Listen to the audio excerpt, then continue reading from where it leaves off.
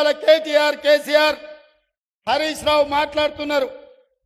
కాంగ్రెస్ వచ్చింది, ఇవాళ పేదలకు కష్టాలు వచ్చినాయి.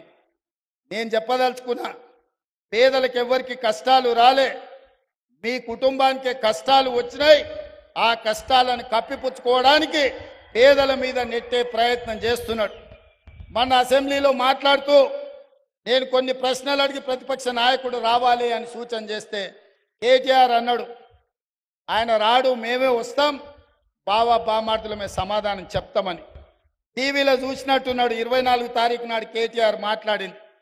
25 తారీఖు నాడు పొద్దున్నే 12 గంటలకు అసెంబ్లీ ఉంటే 11:30కి వచ్చి కూర్చున్నాడు కేసీఆర్.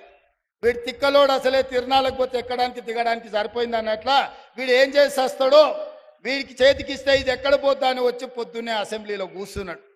అంటే కొడుకేమో రాడంటాడు, తండ్రి ఏమో పొద్దున్నే వచ్చి కూర్చుంటాడు. అంటే ఇవాళ వాళ్ళ మధ్యలో సమన్వయం లేదు. అధికారం కోల్పోయిన బాధ కొట్టొచ్చినట్టు కనిపిస్తుంది. అదే కాకుండా మన ఆయన మేడిగడ్డ గోదావరి ప్రాజెక్టులను పరిశీలించడానికి పోయిండు. మా దగ్గర బాలయ్య అనే డ్రైవర్ ఉంటాడు. వాళ్ళ కొడుకు అక్కడ ఇక్కడ అడావిడిగా తిరుగుతున్నాడు. వాడు 10వ తరగతి పాస్ అయింది, కానీ వాడికి ఏందో ఈ తిరుగుళ్ళు అలవాటు. ఊరికే టీవీ చూస్తున్నాడు. కేటీఆర్ ఉన్నాడా సార్ అంటుండు. ఎందుకురా అంటే, సార్ కేటీఆర్ గారికి సెల్ఫీలు దిగుడు, సెల్ఫ్ డబ్బా కొట్టుకున్నాడు అలవాటు. అసెంబ్లీలో నోరు జారుతాడు. ఆడ మేడిగడ్డ గోదావరి జిల్లాల కాలు జారిండు అనుకో, అండ్లబడి కొట్టుకపోతే లేనిపోని పని అవుతుంది అన్నాడు. మరి ఏం చేయాలంటే ఇది కూడా కష్టమే సార్. ఆయన నీళ్ళలో కొట్టుకపోతేనే కుటుంబానికి విషాదం, బయటికి తీస్తేనేమో ఇది రాష్ట్రం మొత్తానికి విషాదం అవుతుంది. ఎందుకంటే తెలంగాణను తెగ నమ్ముకుంటారు వాళ్ళ కుటుంబం అని.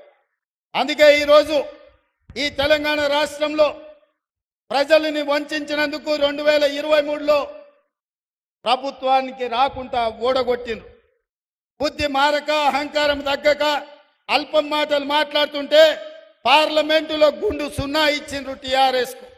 ఇప్పటికి కూడా వాళ్ళ బుద్ధి మారలే.